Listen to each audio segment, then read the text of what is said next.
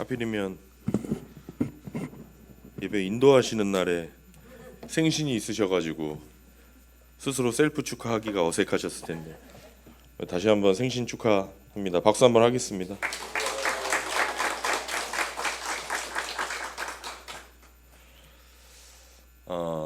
여러분은 현재 나의 생업에 만족하고 계십니까?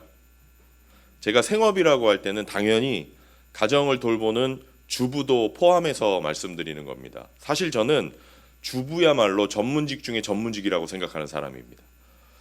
아마 어떤 분들은 자기가 맡은 일에 하고 있는 일에 생업에 큰 보람과 재미를 느끼실 거고, 반대로 어떤 분들은 일하는 게 너무 싫어서 아침마다 일어나는 게 너무 고역이다 이렇게 느끼시는 분들이 있을 겁니다. 이거 언제 애들 다 키우고 빨리 은퇴할 수 있을까? 은퇴할 날만 손꼽아 기다리시는 분들도 있을 거예요. 근데 자신이 하는 일에 보람을 느끼든지 안 느끼든지 사람은 일을 해야 됩니다. 그러면 어차피 일을 해야 된다면 내가 하는 일에 어떻게 하면 보람을 느끼고 일이 부담으로 느껴지지 않고 자유로울 수 있을까? 이게 바로 제가 오늘 여러분과 함께 나누려고 하는 말씀의 주제입니다. 오늘 우리가 함께 읽은 이 본문 말씀은 사도 바울이 그 당시 종들에게 쓴 편지입니다. 종들. 제가 지금 종이라고 표현했지만 사실은 더 정확한 표현은 노예입니다. 노예. 노예들에게 쓰는 부분입니다. 그 당시 노예라고 하면 물건을 가질 수 있는 소유권도 없고, 그 다음에 무슨 어떤 자기 인생에 대해서 결정할 수 있는 결정권도 없고, 자기 마음대로 삶을 살아갈 수 있는 생존권도 없고, 당연히 노예를 부리는 사람들은 그랬기 때문에 이 노예들을 도구로 취급했습니다. 노예를 사람이라고 생각하지 않았습니다. 그 당시 2000년 전 로마 시대에는 자동차를 타다가 오래되면 자동차를 바꾸듯이 종들을 부려먹다가 나이가 어느 정도 들어서 일을 못하게 되면 기계 버리듯이 그냥 폐기 처분하는 그런 사람들이 바로 로마 시대의 노예들이었습니다. 왜냐하면 일할 수 없는 사람에게, 일할 수 없는 종, 노예에게 양식을 공급해 준다는 것은 그 당시의 상식으로는 이해할 수가 없는 일이었기 때문입니다. 당시 로마 제국에는 이런 노예들이 6천만 명 정도 있었다고 합니다. 그러니까 우리나라 인구보다도 훨씬 많은 숫자가 로마 제국에 그 당시에 노예로 있었던 겁니다. 그런데 복음이 전파되고 교회가 세워져 가면서 로마 제국 전체 안에 노예들이 교회로 몰려들기 시작했습니다. 교회에는 사회적으로 신분이 낮은 사람들이 모여들기 시작했다는 겁니다. 반면에 이런 노예를 부리는 종들은 상대적으로 교회 안에 숫자가 적었습니다.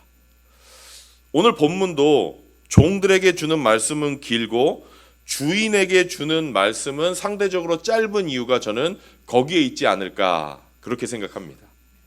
이렇게 소유권도 없고 결정권도 없고 생존권도 없는 노예들에게 바울이 권면을 하고 있는데 그 목적이 뭐냐면 굉장히 충격적인 이야기입니다. 이런 상황에서도 너희는 삶의 보람을 느낄 수 있다.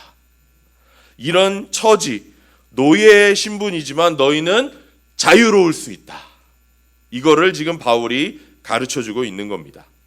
그러면 이게 사실이라면 소유권도 없고 생존권도 없고 결정권도 없는 종들이 예수님을 믿는다는 이유로 그런 상황에서 보람을 느끼고 자유를 누릴 수 있었다면 지금 저와 여러분도 사업이 어렵고 직장 생활이 아무리 힘들어도 우리가 맡은 생업에서 보람을 느끼고 자유를 누릴 수 있어야 하지 않겠습니까? 그러면 어떻게 하면 나의 생업에서 보람을 느끼고 자유를 느낄 수 있을까? 첫 번째는 나의 주인을 그리스도처럼 섬겨야 합니다. 나의 주인을 그리스도처럼 섬긴다. 우리 5절 말씀을 다시 한번 읽어보겠습니다. 5절 말씀 시작. 종으로 있느니 여러분 두려움과 떨림과 성실한 마음으로 육신의 주인에게 순종하십시오. 그리스도께 하듯이 해야 합니다. 우리 빨간색만 다시 한번 읽겠습니다. 시작. 그리스도께 하듯이 해야 합니다. 아멘. 우리에게 주인은 직장 생활하시는 분들은 아마 직장 상사일 것이고, 사업하시는 분들은 고객들이 될 거고, 전업주부이신 분들은 여자분이면 남편일 거고, 전업주부를 남자로서 하고 계시다면 아내가 나의 주인이 되는 겁니다. 5절 지금 우리가 다시 읽은 빨간색으로 된 부분에서 이렇게 말하죠. 그리스도께 하듯이 우리는 그들에게 뭐 해야 됩니다? 순종해야 됩니다. 생업의 현장에서 나의 주인을 섬기되 그리스도를 섬기듯이, 예수님을 섬기듯이 그들을 섬기라는 것입니다. 그렇죠? 성도는 그리스도를 섬길 때, 예수님을 섬길 때 보람을 느끼고 자유를 누립니다. 왜 그렇습니까? 우리가 예수님을 사랑하기 때문이죠.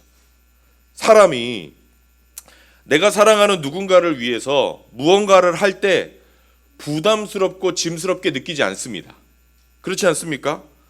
자기 사랑하는 마음 잘 표현 못하고요, 여자에게 싹싹하게 대해주지 못하는 한국 남자들도 연애할 때는 자동차 문도 열어주고요, 건물 들어갈 때는 문도 열어주고 그렇게 다 합니다. 그러면서 힘들어하지 않아요. 왜 그래요? 사랑하니까. 우리가 하는 일, 우리가 맡은 생업에서 보람을 느끼고 자유를 얻으려면 내가 섬기는 사람들이 다 예수님이다, 이렇게 믿고 그들을 섬기는 겁니다. 여기서 주인을 섬기되 예수를 섬기듯이 하라 하는 이 말씀은 예수를 섬기는 척 하라는 뜻이 아닙니다. 내가 섬기는 사람이 예수가 아니지만 예수인 것처럼 생각하면 도움이 되니까 예수님을 섬기라, 그런 뜻이 아닙니다. 우리가 주인을 섬기되 예수님을 섬기라는 것은 예수가 아닌데 예수님처럼 섬기라는 게 아니라 그렇게 하는 것이 예수님을 섬기는 것이니까 너의 주인을 예수님으로 섬기라 라는 말씀입니다. 왜 나의 주인을 또 나의 이웃을 섬기는 것이 예수님을 섬기는 게 되는가? 여기에는 두 가지 이유가 있는데요. 첫 번째는 예수님은 무한한 사랑을 가진 분이시기 때문에 그렇습니다. 예수님은 무한한 사랑을 가진 분이세요. 이 생명의 삶을 들으신 분은 아시겠지만 첫 번째 시간에 제가 말씀드리는 게 있습니다. 하나님과 예수님의 사랑은 무한합니다. 우리가 이걸 제일 처음에 배웁니다. 그래서 이 세상에 온 인류 역사에 아무리 사람들이 많았어도, 인구가 아무리 지금 현재 지구상에 80억이 넘는다고 해도 하나님이 나를 대하실 때는 온 우주에 나 하나밖에 없는 것처럼 대해 주십니다. 이런 말씀을 제가 드립니다. 이렇게 그분의 사랑이 무한하기 때문에 우리 한 사람 한 사람의 아픔이 예수님의 아픔입니다. 우리 한 사람 한 사람의 기쁨이 예수님의 기쁨입니다. 이렇게 하나님이 무한한 분이시기 때문에 우리 한 사람 한 사람의 필요가 예수님의 필요입니다. 그래서 우리가 누군가의 아픔을 덜어주면 누구의 아픔이 덜어지는가? 예수님의 아픔이 덜어지는 겁니다. 우리가 어떤 사람의 필요를 채워주면 누구의 필요를 채워주는 것인가? 그게 바로 예수님의 필요를 채워주는 것입니다. 거꾸로 우리가 이웃, 특히 믿는 형제자매의 마음을 상하게 하면 누가 제일 아파하는가? 예수님이 제일 아파하십니다. 예수님은 무한한 사랑을 가진 분이시기 때문입니다. 예수님이 이 이야기를 성경에서 직접 하시는데요. 마태복음 25장에 이게 잘 나와 있어요. 마태복음 25장에 보면 예수님이 비유를 하나 드시는데 양과 염소의 비유를 드십니다. 예수님이 세상을 심판하실 때 이 세상의 사람들을 두 그룹으로 나누세요. 한쪽 편을 양 그룹, 한쪽 편을 염소 그룹, 이렇게 나누고 그 사람들을 그렇게 부르십니다. 그리고 양 그룹의 사람들에게 예수님이 이렇게 말씀하세요. 너희는 내가 배고플 때 나에게 먹을 걸 줬고, 내가 목마를 때 나에게 마실 것을 줬고, 내가 헐벗고 있을 때 나에게 입을 것을 주었다. 그러니까 이 사람들이 대답합니다. 주님, 우리가 언제 주님에게 먹을 것을 드리고, 우리가 언제 마실 물을 드리고, 우리가 언제 옷을 드렸습니까? 이렇게 물어봅니다. 자기들은 그렇게 한 적이 없거든요. 그럴 때 예수님이 이렇게 말씀하십니다. 작은 사람 한 명에게 한 것이 바로 나에게 한 것이다. 어떻게 이렇게 됩니까? 하나님은, 우리 주님은 무한한 사랑을 가진 분이시기 때문입니다. 그래서 내가 나의 주인을 섬기고 나의 이웃을 섬길 때 그게 누구를 섬긴 게 되느냐? 예수님을 섬기는 게 되는 겁니다. 여러분의 따뜻한 행동, 따뜻한 사랑, 친절, 그걸로 어떤 분의 아픔을 덜어줄 때 누구의 아픔이 덜어집니까? 예수님의 아픔이 덜어집니다. 여러분이 가진 것으로 누군가의 필요를 채워줄 때 누구의 필요를 채워주는 것입니까? 예수님의 필요를 채워주는 것입니다. 그래서 우리가 주인을 섬기고 이웃을 섬기는 것은 누구를 섬기는 것인가? 예수님을 섬기는 것입니다. 우리가 주인을 섬기고 이웃을 섬기는 것이 예수님을 섬기는 것이 되는 두 번째 이유는 예수님이 온 우주 만물을 주관하시는 주인이 되시기 때문입니다. 마태복음 28장에 보면 우리 주님이 이렇게 말씀하십니다. 나는 하늘과 땅의 모든 권세를 다 가지고 있다. 구약에도 보면 여기저기서 하나님이 온 우주의 소유권을 계속해서 내가 가지고 있다고 주장하십니다. 땅에 있는 것도 내 것이요, 하늘에 있는 것도 내 것이요, 그 사이에 있는 땅과 하늘 사이에 있는 모든 것이 다 내 것이다. 이 세상에 있는 모든 것을 소유하신 분, 그리고 그것을 지금도 운행하고 다스리시는 분이 누구십니까? 바로 우리 주 예수 그리스도십니다. 하나님이십니다. 여러분, 이게 구체적으로 무슨 뜻입니까? 구체적으로 노골적으로 말씀드리면 이렇습니다. 여러분이 일하는 회사 하나님 겁니다. 여러분이 소유하고 있는 사업체 하나님 겁니다. 여러분의 가정 하나님 겁니다. 여러분이 다니고 있는 이 교회 누구 겁니까? 하나님 겁니다. 그렇다면 내가 속한 회사, 교회, 가정을 위해서 열심히 일하면 누구를 위해서 열심히 일하는 겁니까? 주님을 위해서 열심히 일하는 게 되는 겁니다.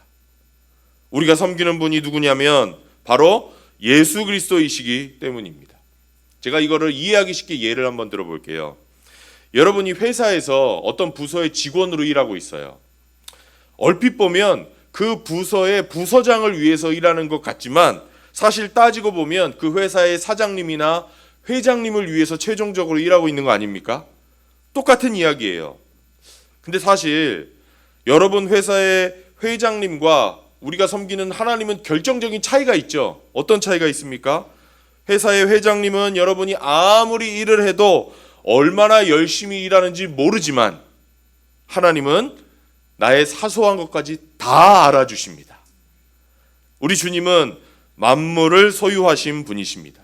그래서 내가 열심히 섬기고 일할 때 그게 누구를 섬기는 것이 되냐면 예수님을 섬기는 것이 되는 것입니다.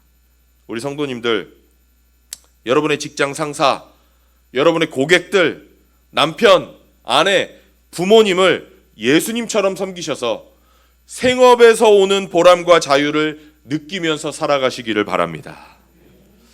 우리가 또 생업에서 보람을 느끼고 자유하려면 두 번째로 나는 지금 하나님의 일을 하고 있다는 것을 잊지 말아야 됩니다. 나는 지금 하나님의 일을 하고 있다는 의식이 있어야 됩니다. 사람들은요, 보통 자기 일에 대해서 부정적인 시각을 갖고 있어요. 그래서 가능하면 뭐든지 안 하려고 합니다. 여러분 일터에서 한번 생각해 보세요. 이것이 내 사업이 아닌 이상 가능하면 안 하려고 합니다. 어떻게 하면 덜 일할까? 어떻게 하면 휴가를 하루라도 더 많이 쓸 수 있을까? 어떻게 하면 빨리 은퇴할 수 있을까? 왜 이런 생각을 합니까? 일에 대해서 부정적인 생각을 갖고 있거든요. 소위 주님을 위해서 일한다는 사람들 중에는 자기 직업, 자기 생업에서는 보람을 못 느끼고 교회 일만 재밌다고 하는 분들이 있습니다. 크리스찬이라고 하면서 자기 생업은 아주 소홀히 하고 교회 일만 열심히 내는 분들이 있어요. 왜 그래요? 내 생업은 하나님하고는 상관없는 일이고 교회 일만 주님의 일이라고 착각하는 거예요. 이거 잘못 생각하는 겁니다. 아닙니다. 나의 생업이 하나님의 일입니다. 저를 따라서 하겠습니다. 나의 생업이 하나님의 일입니다. 여러분이 주부라면, 가정을 돌보는 전업 주부라면 가정을 돌보는 일이 누구의 일이에요? 하나님의 일이에요. 나의 직장이, 사업장이 누구의 일터예요? 하나님의 일터입니다. 생업이 하나님의 일이기 때문에 나의 생업에는 보람이 있어야 되고 내가 생업에 종사하는 게 즐거워야 됩니다. 성경에 그렇게 되어 있어요. 창세기 1장 28절에 보면 하나님이 최초의 인간 아담을 만드시고 나서 하나님이 아담에게 주신 게 뭔지 아십니까? 할리를 주셨어요. 잡을 주셨어요. 읽겠습니다. 창세기 1장 28절 시작. 하나님이 그들에게 복을 베푸셨다. 하나님이 그들에게 말씀하시기를 생육하고 번성하여 땅에 충만하여라. 땅을 정복하여라. 바다의 고기와 공중의 새와 땅 위에서 살아 움직이는 모든 생물을 다스려라 하셨다. 아멘. 할리를 주셨어요. 잡을 주신 거예요. 최초의 인간 아담은요, 하나님으로부터 이 잡을 받아서 행복했을 겁니다. 분명히 행복했을 거예요. 우리도 마찬가지예요. 이 일은 하나님이 주신 것이고 그래서 보람이 있어야 되고 즐거워야 됩니다. 그런데 현실은 어때요? 여러분 그렇습니까? 일하는 게 즐거우십니까? 혹은 반대로 고역이십니까? 즐거우려고 노력하시는 거죠. 대부분 고역이시죠? 왜 우리 인간에게 일이 이렇게 고역이 됐습니까? 뭐 때문에 이렇게 돼버렸습니까? 죄 때문에 이렇게 됐습니다. 창세기 3장 17절에 보면 하나님이 이렇게 말씀하십니다. 이거 죄 짓고 나서 죄 짓자마자 인간에게 하시는 말씀이에요. 그 전에는 하나님이 잡을 주셨을 때 사람은 행복했는데 죄를 짓자 이렇게 바뀝니다. 한번 읽어보겠습니다. 시작. 남자에게는 이렇게 말씀하셨다. 내가 아내의 말을 듣고서 내가 너에게 먹지 말라고 한 그 나무의 열매를 먹었으니 이제 땅이 너 때문에 저주를 받을 것이다. 너는 죽는 날까지 수고를 하여야만 땅에서 나는 것을 먹을 수 있을 것이다. 아멘. 보람 있고 즐거워야 되는 일이 나의 잡이, 나의 생업이 고역으로 바뀌어버린 겁니다. 하지만 이제 우리가 다시 예수님을 영접하고 하나님의 자녀가 됐으면 고역이 되어버린, 고통이 되어버린 나의 생업이, 일이 다시 보람으로 바뀌어야 됩니다. 예수 믿고 회복된다는 게 그런 뜻입니다. 이게 우리의 책임입니다. 그래서 여러분, 직업이란 말을요, 우리나라 말로는 그냥 직업이지만 영어 단어로는 vocation이라는 말을 씁니다. vocation. 하나님이 주신 소명이라는 뜻이에요. 맞습니다. 내가 가진 생업에서 보람을 느끼고 자유를 누리려면 내가 하고 있는 생업, 나에게 하나님이 주신 이 직업이 하나님이 주신 것이고 vocation, 나에게 주신 소명이라는 사실을 깨달아야 됩니다. 예전에는요, 목사만 소명받는다고 잘못 생각을 했어요. 그거 아닙니다. 여러분이 직업을 가지고 계시죠? 할 일을 가지고 계시죠? 그 모든 것이 다 여러분의 소명입니다.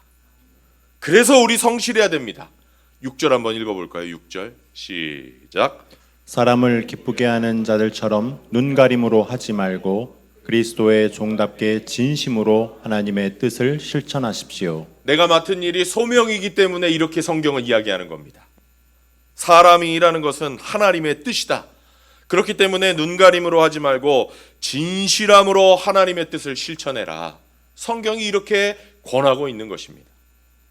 그러므로 우리에게는 이런 소명의식이 있어야 됩니다. 내가 일하고 있는 이것은 하나님이 나에게 맡겨주신 소명이다. 그리고 성실해야 됩니다.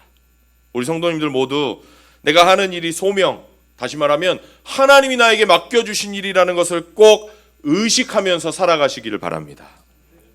사실 그리고 성경을 보잖아요. 대부분 이 신앙의 사람들은요, 직업이 있어요. 구약 성경에도 신앙의 사람들이 대부분 직업을 갖고 있어요. 무엇보다 우리 예수님의 직업이 뭐였습니까? 목수였어요. 교회의 기초를 놓은 베드로의 직업은 뭡니까? 어부였습니다.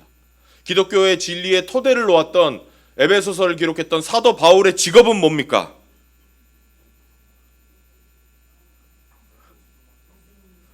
이 사람 텐트 메이커였습니다.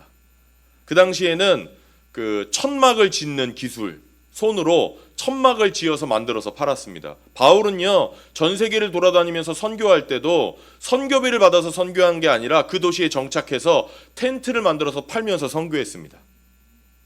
다 손으로 일하는 사람들이었어요. 노동하는 사람들이었습니다.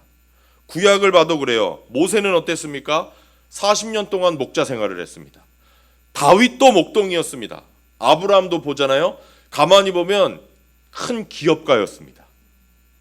그래서 저는 주님의 사역을 하는 사람들은 이렇게 자기 생업에 충실한 분들이어야 된다고 믿습니다. 그런 면에서 우리 교회 섬기시는 분들 다 자격이 있다고 저는 생각합니다. 맡은 생업에 열심을 내서 최선을 다하고 계시잖아요. 아무튼 나의 생업은 하나님이 나에게 주신 소명이고 하나님이 나에게 맡긴 일이라는 것을 우리가 기억해야 됩니다. 그래서 직업 선택할 때도 여러분 잘 선택하셔야 돼요. 연봉이 얼마일까 보다 그거 중요하지만 무시하라는 게 아니지만 무엇보다 먼저 하나님께 영광이 되는가, 두 번째는 다른 사람에게 도움이 되는가. 여러분 생업이 하나님이 주신 사명인데 술 팔고 마약 팔면 되겠습니까? 조폭 두목이 돼서 나는 크리스찬 조폭이다 이렇게 얘기하시면 되겠어요? 남에게 되고 하나님께 영광이 된다면 저는 무엇을 하든지 상관이 없다고 생각합니다. 주님께 영광이 되고 남에게 도움이 되는 한 직업에는 귀천이 없는 겁니다. 우리 대한민국 우리 한민족의 문화에서는 직업에 귀천이 있습니까? 없습니까? 있어요? 없어요? 있지요. 교회 안에서도 소개할 때 직업 소개하지 않습니까? 굉장히 이상한 겁니다, 여러분. 굉장히 이상한 거예요. 그런데 서양에서는 상대적으로 직업에 귀천이 없다고, 우리보다 훨씬 덜하다고 사람들이 느끼면서 살아갑니다. 그 이유가 뭔지 아십니까? 바로 이 사상 때문이에요. 기독교적인 소명의식이 그들의 문화 속에 뿌리 내리고 있기 때문이에요. 나는 신이 주신 일을 감당하고 있는 것이다. 이런 소명의식이 그들의 문화 속에서 자리 잡고 있기 때문입니다. 여러분, 내가 가진 이 생업이 하나님이 주신 거라는 분명한 확신을 갖고 눈가림으로 하지 말고 성실하게 하셔서 하는 일에 보람을 느끼고 자유를 누리면서 살아가시기를 바랍니다. 내 생업에 만족하고 자유로우려면 세 번째로 자원하는 마음으로 해야 됩니다. 여러분 이게 중요합니다. 우리 따라서 해볼까요? 자원하는 마음으로 한다. 다시 자원하는 마음으로 한다. 우리가 일이 힘들고 하기 싫게 느껴지는 이유가 사실 억지로 해서 그렇습니다. 억지로 해서. 자원해서 하면요 같은 일을 해도 힘들지 않습니다. 만약에 제가 여기 계신 자매님들에게 우리 오늘 장보람 집사님 제일 앞에 계시니까 장보람 집사님 자루에 모래 10kg 담아서 허리에 두르고 일주일 동안 다니세요. 목사가 명령하는 겁니다. 그러면 아마 집에 가면서 저 엄청 욕하실 겁니다. 목사님 미쳤나 봐 드디어. 이단될 것 같아. 근데 여러분 생각해 보세요. 임신하면 아기를 9달 동안 뱃속에 넣고 다니면서도 아무렇지도 않아 해요. 물론 힘들 때가 많이 있죠. 근데 왜 행복해하죠? 오히려 거꾸로? 원해서 가진 거니까. 할머니들, 할아버지 여러분, 할머니, 할아버지들 보세요. 특히 손주들 맡아서 보시는 할머니들이 있잖아요. 얼마나 피곤하세요? 말 안 듣죠? 뛰죠? 싸우죠?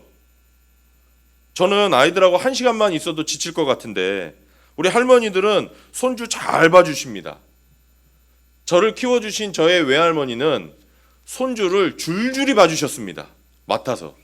저는 정말 위대한 인생이라고 생각합니다.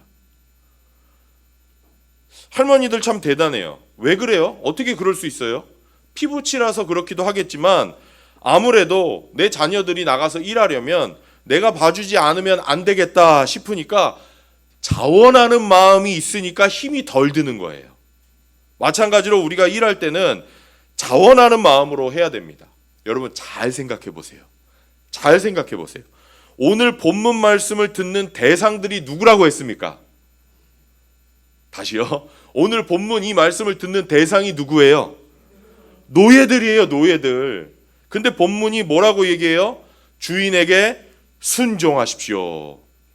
근데 여러분 순종하라는 말씀이 없어도 순종하지 않을 수 없는 처지가 바로 노예들 아닙니까? 순종하라고 말 안 해도 순종해야 돼요. 그렇지 않습니까?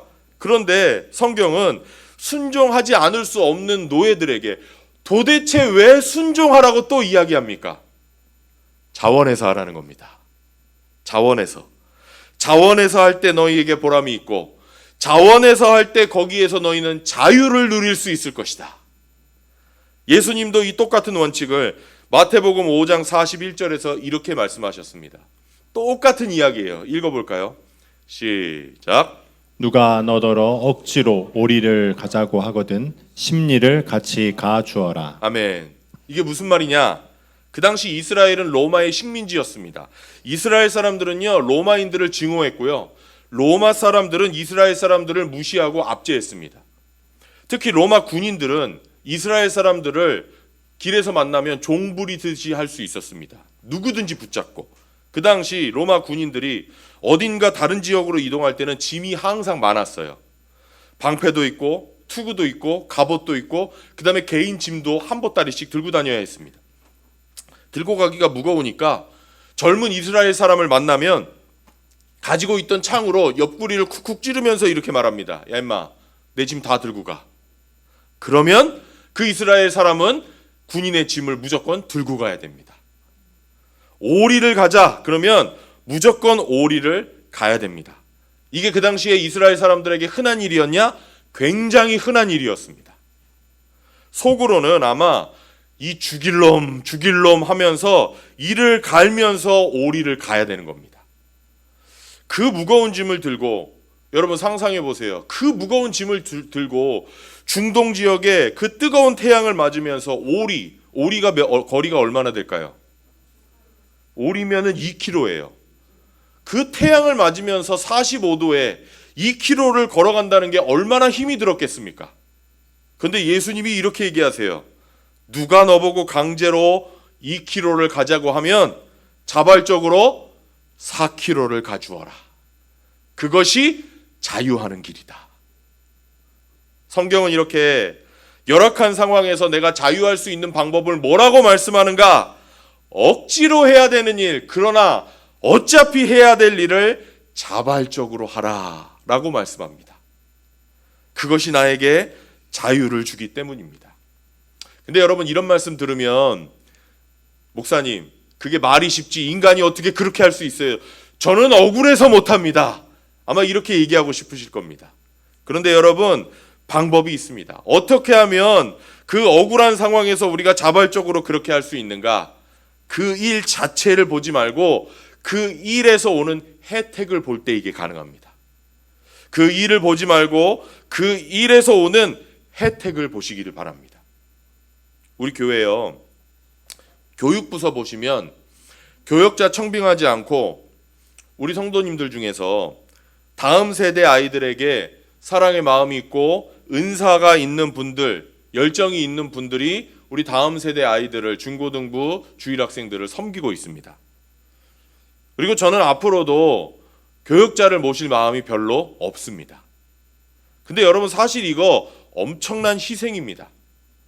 모든 성도님들이 함께 예배를 시작하지만 설교를 시작할 때가 되면 흩어져서 말씀을 듣기 때문에 우리 선생님들은 주일에 설교 못 듣고 우리 집사님이 영상을 올려주면 주중에 영상을 통해서 월요일부터 그 영상을 설교를 듣습니다. 그래서 제가 교사분들에게는 주중에 적어도 3번 이상은 설교를 들으셔야 된다고 교사를 시작할 때 말씀을 드립니다. 왜냐하면 그렇게 하지 않으면 현장에서 설교를 듣는 것과 영상을 통해서 인터넷으로 보는 것의 차이가 너무 크게 벌어지기 때문입니다. 신학 전공자가 아니어서 신학을 공부하지 않아서 말씀 준비하는 것도 힘들고 설교도 현장에서 듣지 못하는데 어떻게 교사로 이렇게 힘든데 섬길 수 있습니까? 혜택을 볼 때 가능한 겁니다. 이 아이들이 몇 년 후에는 좋은 그리스도인이 될 것이다. 나의 희생과 섬김으로 창대교회의 다음 세대가 건강하게 세워져 갈 것이다. 이렇게 혜택을 보잖아요. 그러면 자원하는 마음이 생기고 기쁨으로 힘들어도 섬길 수가 있는 것입니다. 여러분 이거는요 신앙생활의 모든 면에 적용됩니다. 신앙이 성숙한 분들은 항상 혜택을 봅니다. 반면에 신앙이 어린 분들은 모든 일에 문제부터 봅니다. 어려운 것부터 봐요. 근데 이런 분들은 삶을 살아가는 게 재미가 있겠습니까? 없겠습니까? 문제부터 보는 분들은 삶을 사는 게 재미가 없어요. 다 재미가 없고 다 죽일 놈이에요. 아니죠. 우리가 정말 작은 일에서 보람을 느끼고 자유를 누리려면 자원하는 마음으로 해야 됩니다. 그러려면 거기서 오는 혜택을 봐야 됩니다. 여러분, 특히 주님의 사역을 할 때 자원하는 마음으로 하시기를 바랍니다. 그런 면에서 저는 우리 교회에 자원하는 마음이 넘쳐난다는 게 참 감사해요. 주일 친교 섬김, 여러분 기쁨으로 다 자원하십니다. 하나님이 기쁘게 받으시고 반드시 이해할 수 없는 방법으로 섬기는 가정마다 갚아주실 거라고 저는 믿습니다. 그렇습니다. 하나님이 맡기신 사역은 기쁜 마음으로 해야 됩니다. 자원하는 마음 없이 마지못해서 하면 상이 없어요. 여러분 그거 아세요? 마지못해서 하면 상이 없습니다. 내가 자원해서 십자가를 져야 상이 있죠. 할 수 없이 지는 십자가는 상이 없어요. 이왕 질 십자가인데 즐겁게 지기를 원합니다. 그 대표적인 게 헌금이잖아요. 고린도후서 9장 7절에 보면 헌금에 대해서 성경이 이렇게 이야기하지 않습니까? 똑같은 헌금을 드려도요, 자원해서 드리는 사람과 기쁘게 드리는 사람과 마지못해 드리는 사람의 차이를 성경은 이렇게 얘기해요. 읽어볼까요? 시작. 각자 마음에 정한 대로 해야 하고 아까워하면서 내거나 마지못해서 하는 일은 없어야 합니다. 하나님께서는 기쁜 마음으로 내는 사람을 사랑하십니다. 아멘. 어제 저에게 어떤 분이 우리 교인이 아닌데 주보를 한 장 달라고 하면서 왜 이 교회 주보에는 계좌번호가 없냐고 헌금하고 싶다고 그러시더라고요. 다른 교회 다니시는 분인데. 이런 말씀들 때문이에요. 사정상 온라인으로 할 수 있죠. 그러나 우리는 직접 드리는 것을 원칙으로 하지 않습니까? 그래서 제가 다니시는 교회 하시면 됩니다. 그랬습니다. 자원하는 마음으로.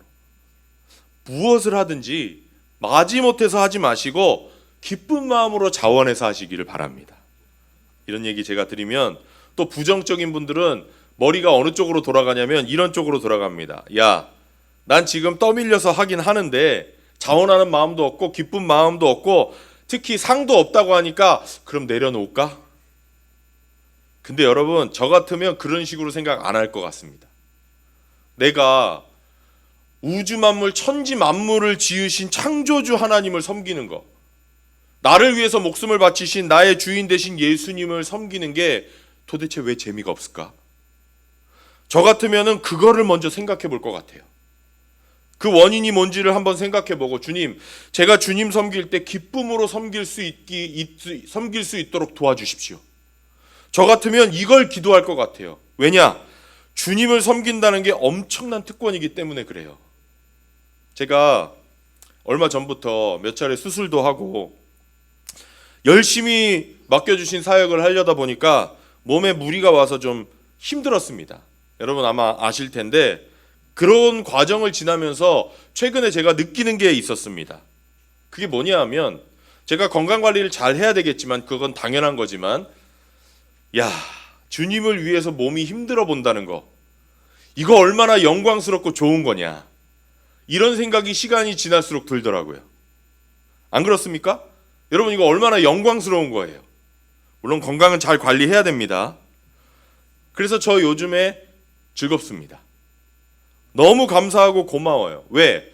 저 같은 사람을 불러주시고 일을 맡겨주시고 할 수 있는 사역을 주시고 열매 맺게 해주시고, 그리고 무엇보다 주님을 위해서 좀 힘들어 볼 수 있다는 거, 얼마나 감사한 일입니까? 우리 성도님들, 사역할 때 자원하는 마음, 즐거운 마음으로 하시기를 바랍니다. 거기에는 반드시 상이 있습니다. 우리 8절 말씀 읽어보겠습니다. 8절 시작.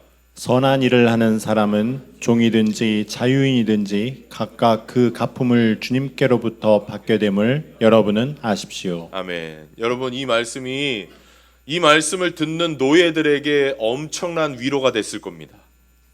왜? 이 사람들은 소유권도 없고 결정권도 없고 생존권도 없는 사람들입니다. 노예들은요, 예수님을 믿으면서도 이렇게 생각했을 거예요. 아, 나는 장차 하나님 앞에 가서 보일 게 없겠구나. 그런데 이런 사람들에게 성경이 뭐라고 얘기합니까? 상 받을 길이 있다는 거예요. 네가 주인을 섬길 때 예수님을 섬기듯이 섬기고, 내가 하는 일이 하나님이 주신 일이라는 것을 알고 성실하게 하고 자원하는 마음으로 기쁘게 하면 하나님께 상을 받을 것이다. 왜요? 그것이 하나님의 일이기 때문입니다. 여러분, 이 말씀을 들었을 때 노예들에게 얼마나 큰 기쁨이 되었겠습니까? 내가 노예로 성실하게 사는 게 장차 상 받을 일이구나. 저는 성경이 노예들 기분 좋게 하려고, 종들을 격려하려고 이 말씀을 기록한 게 아니라고 믿습니다. 이렇게 기록된 것은 이게 사실이기 때문에 이렇게 기록된 것입니다.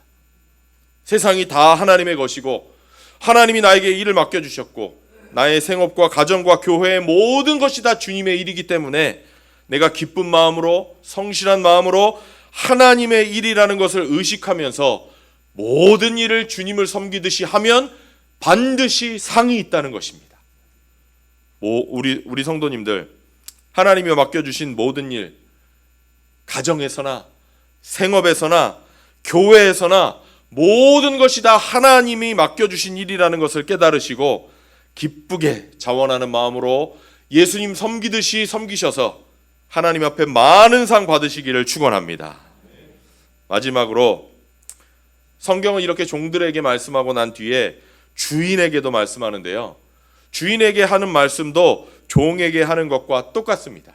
내 생업에 만족하고 자유하기 위해서는 너희도 그리스도를 섬기듯이 하는 일이 하나님의 일이라고 생각하고 성심껏 해라. 그러면 너희도 상이 있을 것이다. 다시 말하면 함께 일하는 사람을 돌봐주라는 겁니다. 함께 일하는 사람을 돌봐주라. 우리 9절 말씀 함께 읽겠습니다. 9절입니다. 시작. 주인된 이 여러분, 종들에게 이와 같이 대하고 위협을 그만두십시오.